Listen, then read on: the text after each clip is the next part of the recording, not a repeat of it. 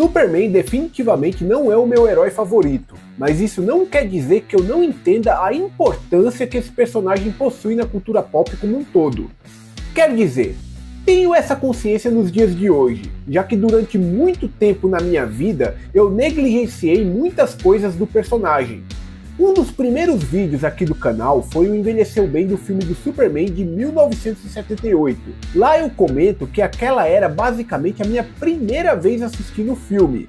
Bom, talvez não seja bem a primeira vez, pois devo ter visto esse e outros filmes do Azulão em algum momento na sessão da tarde, mas se vi, eu não lembrava de nada.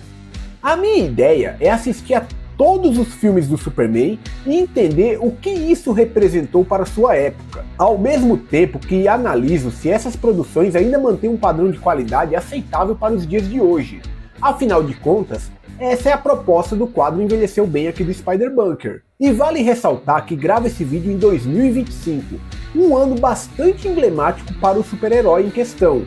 Afinal de contas, tivemos há pouco tempo o lançamento de Superman Legacy, lançado e dirigido pelo cineasta James Gunn, e que também representa um novo começo da DC para os cinemas. Contudo, hoje eu quero voltar para 1980, data em que foi lançada a primeira edição de Superman 2, dirigida pelo cineasta Richard Lester. E sim, eu disse a primeira, porque hoje em dia esse filme possui dois cortes, sendo esse que eu acabei de mencionar e um segundo que foi dirigido por Richard Donner, diretor do primeiro filme de 1978. Essa segunda versão só foi lançada em 2006 e eu vou falar mais sobre isso no decorrer deste vídeo. Porque sim, eu assisti tanto a versão de 1980 quanto a de 2006 para poder fazer este vídeo para vocês. Antes de continuarmos, gostaria de avisar que o link do Envelheceu Bem do primeiro filme estará aqui nos cards. E é importante que você tenha assistido a ele antes deste vídeo aqui, pois algumas coisas que falei com mais profundidade lá, aqui serão apenas mencionadas. E para falarmos de Superman 2, eu convidei o meu grande camarada Bruno Andreotti, editor-chefe do site Quadrinheiro e também hoster do podcast Papo Quadrinheiro, do qual também já tive o prazer de participar algumas vezes. O Bruno é um grande fã do Superman e cresceu assistindo esses filmes, e quando eu fiz o meu primeiro vídeo a gente conversou bastante sobre o tema. Então nada mais justo do que chamar ele para termos essa conversa aqui também. Bom, obrigado Alfredo aí pelo convite de poder falar aqui de Superman 2, né, aqui no Spider Bunker. Então, estou muito agradecido pelo convite. Eu sou Bruno Andreotti, sou doutor em História pela Pontifícia Universidade Católica de São Paulo, sou editor-chefe do site Quadrinheiros. Então, a gente vai falar um pouquinho aqui sobre Superman 2, né? Então, antes de mais nada, é bom que se diga que hoje em dia a gente tem duas versões de Superman 2, né? A gente tem uma feita pelo Richard Lester, né, que foi ao cinema em 1980, né, os produtores dos filmes, eles brigaram com o Richard Donner, né, e aí contrataram o Lester, chamaram o Lester para finalizar a produção com 75% da filmagem, né, então já estava pronto, saiu esse corte de 80, que é o que a gente viu na época, e em 2006 saiu, né, finalmente o corte do Richard Donner, né, que seria o corte original. Não sei, né, porque é óbvio que o cara não ia conseguir dirigir o filme tal como ele teria feito na década de 80. De qualquer forma, a gente tem essas duas versões, né? Sem mais delongas, sejam bem-vindos ao Spider Bunker, o seu refúgio nerd onde filmes, séries e histórias em quadrinhos se encontram. Vamos descobrir se Superman 2 envelheceu bem. Superman 2. A aventura continua. Se o primeiro filme de 78 tinha como objetivo apresentar as origens e principais conceitos do personagem, o segundo traz um ambiente onde todos já estão acostumados com a presença do herói e busca se aprofundar no lado mais pessoal do Superman. Isso porque aqui temos aquele tão conhecido dilema que quase todo super-herói encara, que é o de se sacrificar pelo bem de todos, mas de também se perguntar se ele também não tem o direito de viver a sua vida, chegando até mesmo a abrir mão de seus superpoderes em dado momento da trama.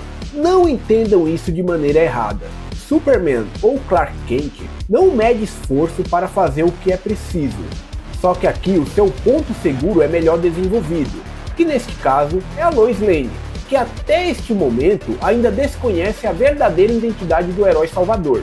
E olha, no meu primeiro vídeo eu critiquei bastante o desenvolvimento da relação entre o Superman e a Lois, mas neste segundo filme, felizmente as coisas melhoraram e muito. Eu finalmente consegui enxergar nessa Lois Lane a personagem que sempre foi descrita nas histórias do Superman, que é uma repórter destemida e inteligente. Além disso, aqui vemos ela ligando os pontos e chegando à conclusão de que Clark Kent é o Superman, algo que é de bastante importância para a trama deste segundo filme. Só que existe uma diferença significativa na maneira como isso ocorre em ambas as versões do filme. Falarei sobre isso mais para frente. Um outro que eu critiquei bastante foi o Lex Luthor.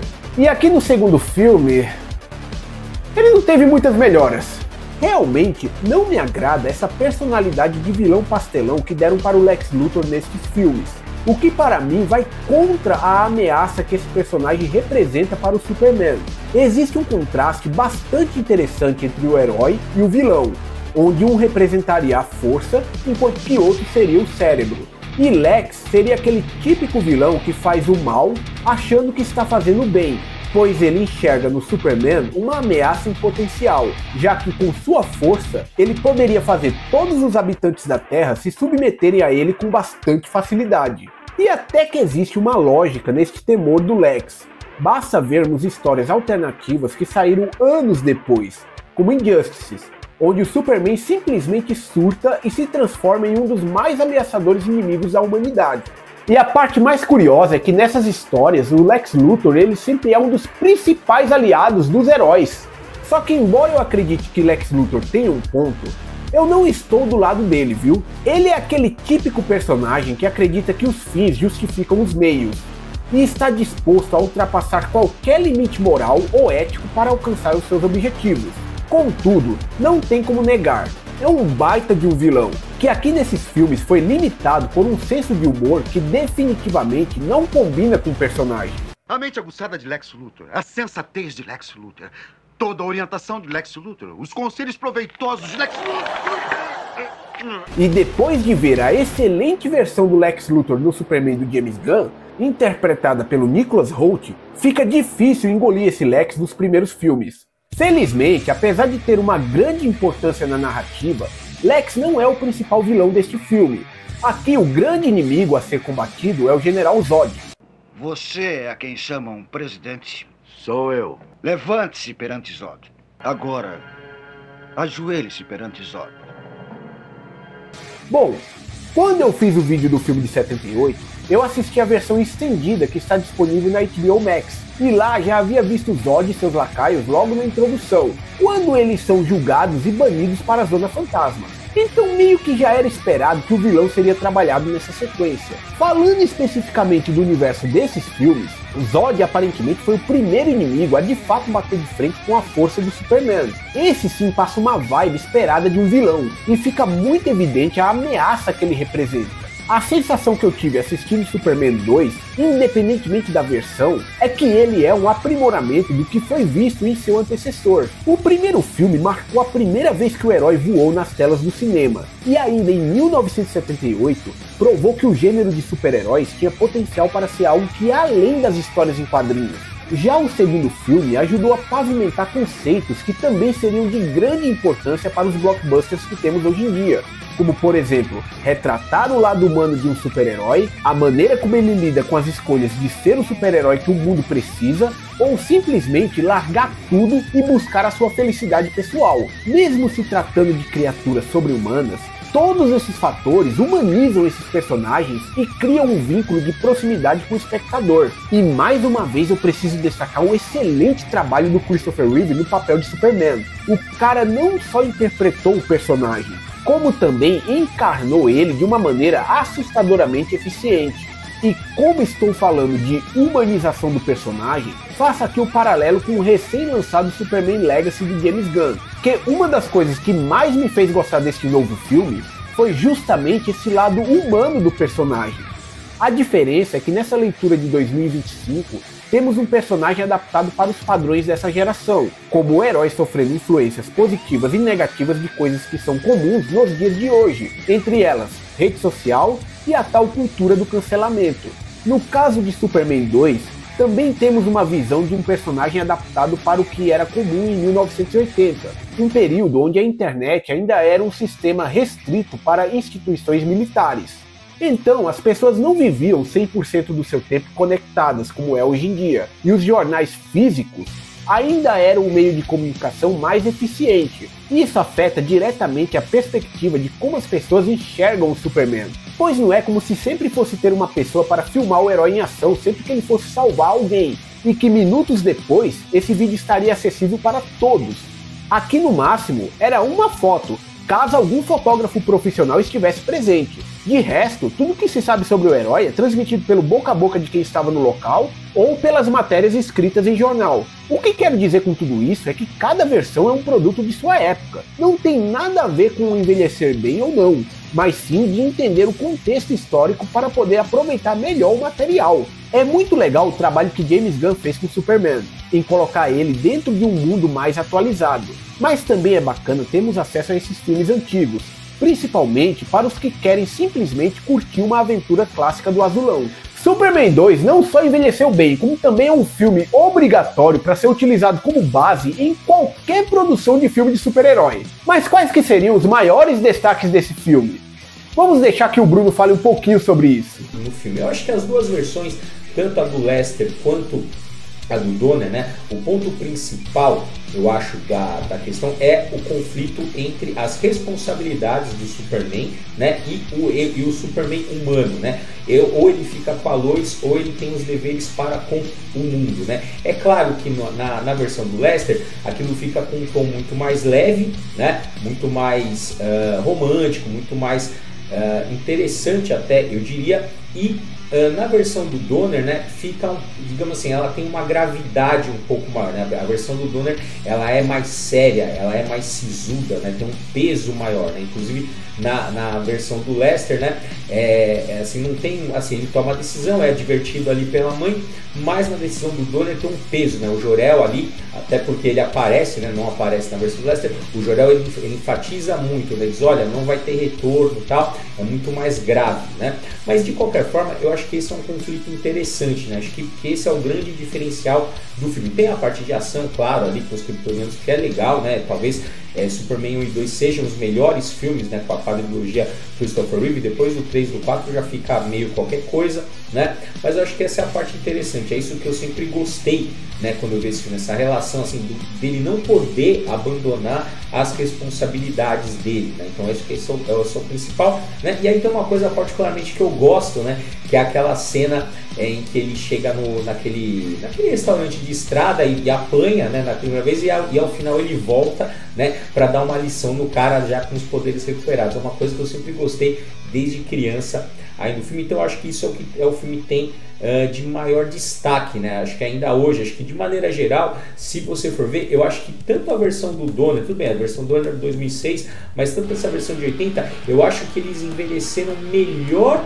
do que o Superman 1, né? Porque o Superman 1, ele é um Superman, eu acho que ele é rachado, né? Eu acho o Superman 1, aquela primeira parte dele, até ele chegar em Metrópolis, eu acho ele perfeito, eu acho que ele vale até os dias de hoje, não envelheceu um dia, assisto de boa.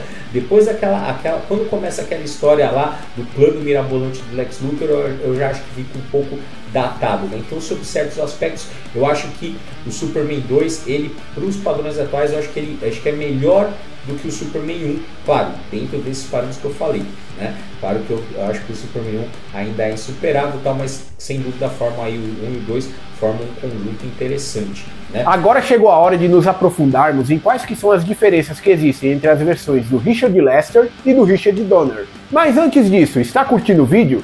Então deixe o seu like, se inscreva no canal caso não seja inscrito e também ative os sininhos de notificação, pois isso me incentiva demais a continuar produzindo conteúdo aqui para o Spider Bunker. Gostaria de lembrar vocês de também clicarem nos botões hypar ou valeu demais, caso eles estejam disponíveis, pois isso também me ajuda no alcance do vídeo. Além disso, eu também ativei o clube de membros do Spider Bunker, e por um valor bastante simbólico, você poderá ter acesso a emojis exclusivos, seu nome nos créditos de cada vídeo, acesso aos conteúdos com até 24 horas de antecedência e também acesso a um servidor do Discord, no qual você terá um contato mais direto comigo e poderá me ajudar a decidir temas de futuros vídeos do canal. Reitero que, embora essas ajudas possam garantir a longevidade do canal, elas não são obrigatórias, e a sua audiência e participação nos comentários já é uma ajuda e tanto. Recados dados, vamos seguir com o vídeo.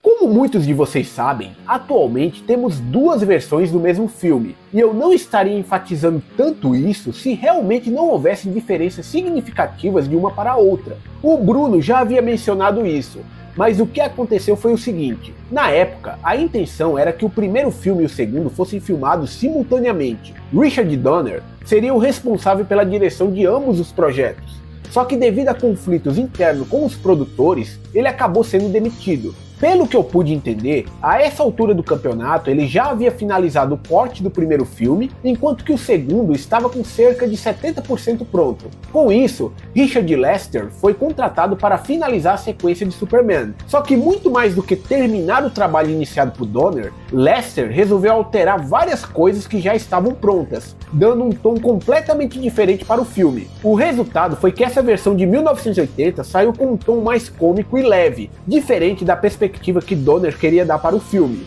Apesar de ter sido bem recebida pela crítica especializada e pelo público, ficou aquela curiosidade de como o filme teria ficado caso Donner tivesse se mantido no projeto, e com o passar dos anos, muitos fãs começaram a encabeçar campanhas para que a visão de Donner fosse disponibilizada para todos. Parecia algo impossível, mas 26 anos depois do lançamento original de Superman, chegou ao público o tão famoso Donner Cut, que seria, entre muitas aspas, a versão original do filme. Cá entre nós, sabíamos que seria impossível depois de muito tempo fazer algo 100% fiel ao que ele planejava em 1980, mas é dito que ele aproveitou ao máximo o material disponível e complementou o que faltou com cenas filmadas por Lester. Hoje, ambas as versões podem ser conferidas na HBO Max, o que é excelente. Mas afinal de contas, qual que é a melhor versão e qual que deve ser assistida? Olha, não existe uma resposta exata para essa pergunta. A minha recomendação é: assista as duas versões e tire suas próprias conclusões. Mas isso não quer dizer que eu não tenha a minha preferência. Vou listar agora as principais diferenças que existem de uma versão para outra e no final falarei qual que me agradou mais. E por mais que sejam produções antigas, deixo aqui o aviso de que a partir deste momento o vídeo estará repleto de spoilers, tanto de uma versão quanto de outra. Como eu já havia dito, a primeira diferença fica por conta do tom. A versão de Lester é mais leve e até mesmo cômica em diversos momentos, enquanto que o corte de Donner traz uma pegada mais séria, evidenciando bem as consequências das escolhas do Superman. Mas eu preciso, porque ela é tudo que eu quero na vida. E ela sente o mesmo por você? Sim. Por exemplo, quando o herói decide abrir mão de seus superpoderes, a IA, em forma de Jor-El, deixa bastante claro que essa é uma escolha sem volta.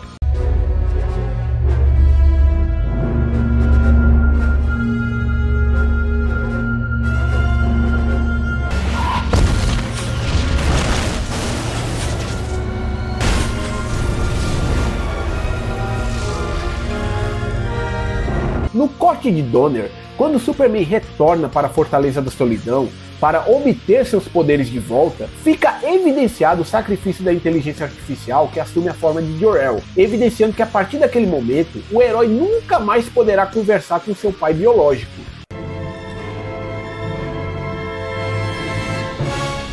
My son.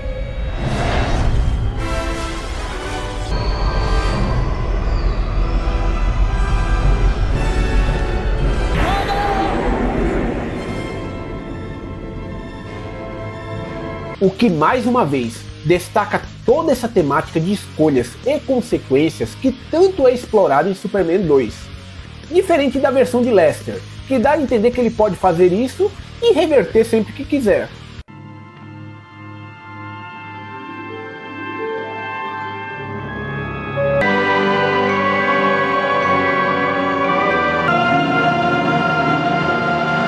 Aliás, a própria participação de Jor-El já é uma diferença, uma vez que o personagem não está presente na versão do Lester.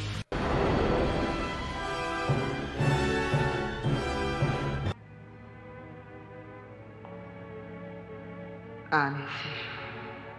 Você tem certeza? Vamos voltar agora para o começo do filme. pois aqui temos uma diferença considerável. No corte de Lester, a história se inicia com Superman impedindo um grupo de bandidos de explodir uma bomba de hidrogênio na Torre Eiffel, ao mesmo tempo que também salva a Lois Lane que estava no local. Superman arremessa a tal bomba para o espaço, e a explosão liberta Zod e seus lacaios da Zona Fantasma.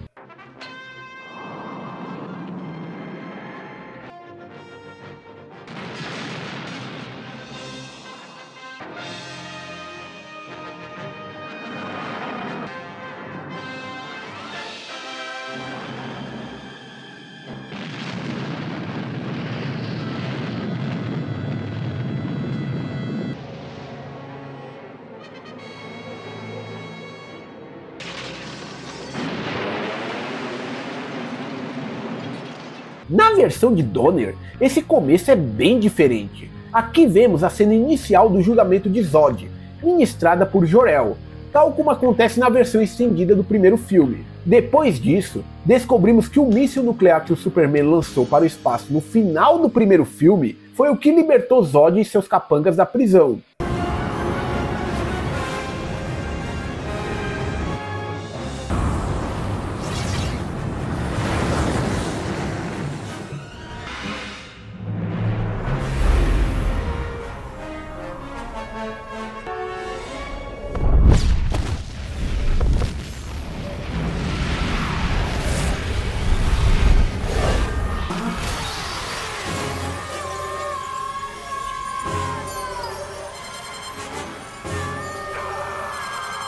Também temos mudanças na forma como Lois passa a suspeitar que Clark Kent é o Superman. Na edição de Donner, a repórter pega uma foto do Superman e desenha um óculos por cima dele. Depois disso, ela confronta Clark e salta da janela do prédio que trabalha, crente que Clark viraria o Superman e salvaria ela.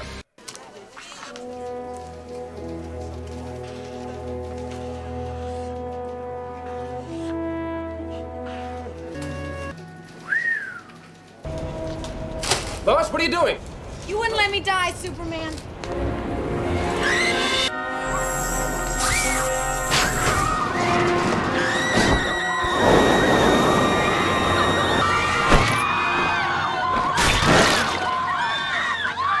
Neste primeiro momento, Clark consegue salvar a jovem sem revelar a sua identidade, convencendo-a previamente de que ele não é o Superman. Só que mais tarde, ela retorna sua desconfiança após perceber que Clark Kent não estava presente no momento em que Superman apareceu para salvar um garoto lá nas cataratas de Niagara. No quarto de um hotel, ela saca uma suposta arma de fogo e atira no Clark Kent, fazendo ele admitir para Lois que era de fato o Superman.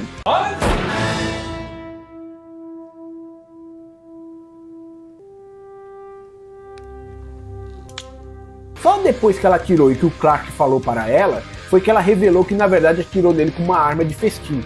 Já na versão do Lester, Lois só passa a desconfiar de Clark lá nas cataratas do Niagara, também por ver ele sem óculos e por perceber que ele não estava presente quando Superman salvou o garoto naquele local. Aqui ela se joga nas águas na certeza de que Clark irá se transformar no herói de capa e salvar a vida dela. Se eu estiver certa, você se transformará no Super-Homem. Agora, se estiver errada, você terá uma história formidável nas mãos. Adeusinho, Clark. Clark consegue improvisar o salvamento da repórter sem revelar sua identidade, mas no quarto do hotel ele tropeça e suas mãos vão de encontro com a brasa de uma lareira eletrônica. Lois corre desesperada achando que Clark havia se machucado, mas quando nota que as mãos dele sequer ficaram quentes, Clark não tem outra escolha a não ser revelar a sua identidade. Deixa eu ver sua mão. Já passou lá, já. Deixa eu ver sua mão. Você é um Super-Homem. Acho que é isso. Não seja...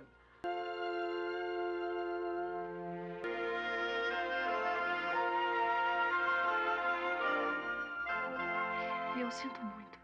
Bom, daí para frente, ambas as versões seguem uma estrutura bastante semelhante, tirando o fato do tom mais cômico da edição do Lester e da pegada mais séria do corte do Donner. E aí teremos uma diferença importante no final do filme. E bem, vamos conversar sobre isso. No filme de 1980, Lois Lane entende que não pode ficar com Clark, pois seria egoísmo da parte dela exigir que o Superman voltasse a sua atenção para ela, enquanto que o mundo inteiro precisaria dele. Clark então dá um beijo hipnótico nela, que apaga sua memória e faz ela esquecer da identidade secreta do Superman.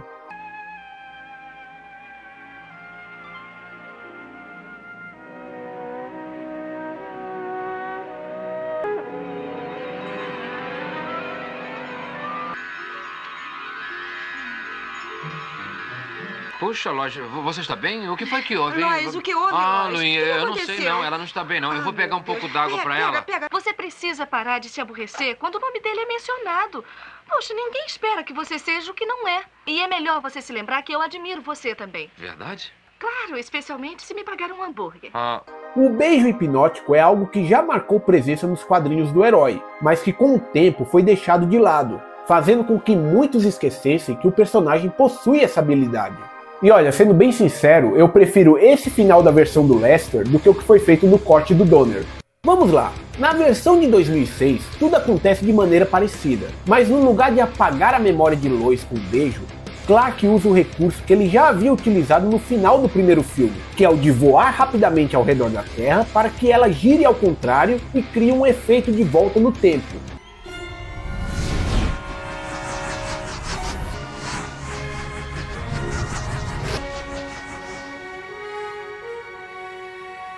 Quando eu fiz o vídeo do primeiro filme, alguns me questionaram de eu não ter comentado sobre essa cena, que segundo o que me disseram, é uma das coisas mais debatidas sobre esse filme. Eu juro que não vi nenhum problema nisso daí, pois considero que é algo perfeitamente cabível para um herói como Superman. O próprio Jor-El havia dito que ele tinha capacidade para fazer isso, mas que não o aconselhava a fazer, pois é muito perigoso mexer com o tempo. Contudo, me incomodou o fato de que aqui ele repetiu isso novamente. Não é o fato de ele poder ou não fazer, mas sim porque me pareceu que virou uma espécie de saída fácil, sabe? Ao qual ele vai sempre recorrer sempre que der ruim. Sem contar a falta de criatividade narrativa de terminar um filme da exata mesma maneira que seu antecessor. Claro, aqui na versão do Richard Donner, já que na versão do Lester ele usou o beijo hipnótico. Ambas as versões possuem pontos bastante interessantes. Acredito que ambas devem ser assistidas, mas devido a esse final, a versão original de 1980 acabou me agradando muito mais. E para complementar tudo isso, eu vou chamar novamente o Bruno para dizer quais são as ressalvas dele em relação a Superman 2. Eu acho que algumas coisas hoje em dia já não tem mais espaço, né? Do tipo, assim, a motivação do Zod, né? Assim, claro, no filme do Donner aquilo fica mais pesado porque é retomado naquela cena do Superman que mostra, né, o Jor-El condenando, né, o trio ali de kryptonianos, né, capitaneado pelo General Zod. Então, como ele mostra isso, então aquela coisa dele ir para a Terra tem um peso maior porque isso é retomado. Então, talvez aquela coisa, vou dominar o mundo, não fica tão boba, né? Na versão do Lester, aquilo fica meio jogado, fica assim, eu quero dominar o mundo por dominar o mundo. Então, talvez esse ponto tenha ficado um pouco datado, né? Eu acho também que a parte, talvez uma parte também a gente possa dizer que é datada, né? É aquela coisa na versão do Lester, o beijo, né? Na Lois Lane que meio que apaga a memória dela, meio sem explicação ali, né? Na versão do Donner, ele opta ao final por fazer de novo aquele recurso dele girar, né? Dele viajar no tempo, que era um poder, né? O pessoal estranha muito essa questão da viagem no tempo, tanto do Superman quanto do Superman 2, mas vamos lembrar que pro Superman da Era de Prata, né, o viajar no tempo era comum, era quase tão comum quanto ele, sei lá, utilizar a visão de calor, né? Então talvez esses aspectos tenham sido datados, mas eu repito, né, eu acho que ele é um filme que envelheceu muito bem, né, especialmente a versão do Richard Lester. Pode parecer uma heresia que eu estou falando, mas a versão do Lester eu acho que envelheceu melhor, até porque, como eu falei, né, do Donner não tem como a gente olhar para a versão de 2006 e dizer assim, essa é a versão que eu teria visto no cinema caso o Donner permanecesse como diretor na produção. Não dá para dizer isso porque, né, ele voltou ali anos depois, fez o que pôde com os arquivos e tal. Então, Eu acho que é por aí, mas eu acho que tanto 1.2 ainda continuam sendo, né, uns filmes muito bons. O Superman que pese, aí o Superman 2005 tenha sido bom, mas eu acho que ainda eles seguem paradigmáticos, né? Bruno, obrigado pela sua participação neste vídeo, e eu vou deixar aqui um espaço para que você fale para a galera o seu novo projeto que já está em campanha no Catarse. Para terminar, vou convidar vocês para conhecer o meu livro, eu estou lançando agora, chama Verdade e Justiça, o Superman das Origens à América de Trump, tá? Ele está em financiamento coletivo no Catarse, então se você entrar lá, catarse.me/Superman, você vai encontrar ali, né, esse meu livro em financiamento coletivo. Então ele conta, né, claro, focando nos quadrinhos, desde as origens do Superman até os dias de hoje, a relação dele com a política, com a história dos Estados Unidos, tá? É bem interessante e tem sim capítulos especiais onde a gente vai tratar exclusivamente, né, dos filmes do Superman, né? Então é isso, gente. Obrigado aí, obrigado Alfredo, obrigado aí por essa participação aqui no Spider Bunker. Sempre é um prazer conversar com você, com o seu público, tá? Então muito obrigado e se puderem vão lá catarse.me/Superman. É isso, gente, muito obrigado. O link da campanha do Catarse vai estar na descrição e também nos comentários fixados deste vídeo. E agora chegou o momento de descobrirmos se Superman 3 e 4 são tão ruins quanto dizem. Mas claro, isso é um trabalho para um outro vídeo. Enquanto isso, comentem aqui embaixo quais outros filmes clássicos vocês querem que eu abordem aqui no Spider Bunker. Vou aproveitar também e deixar aqui do lado o vídeo que eu fiz sobre o Batman do Tim Burton. Outro que eu também estou devendo fazer uma sequência, e quem sabe isso não acontece muito em breve. Mas por hora, eu aguardo vocês em uma próxima oportunidade.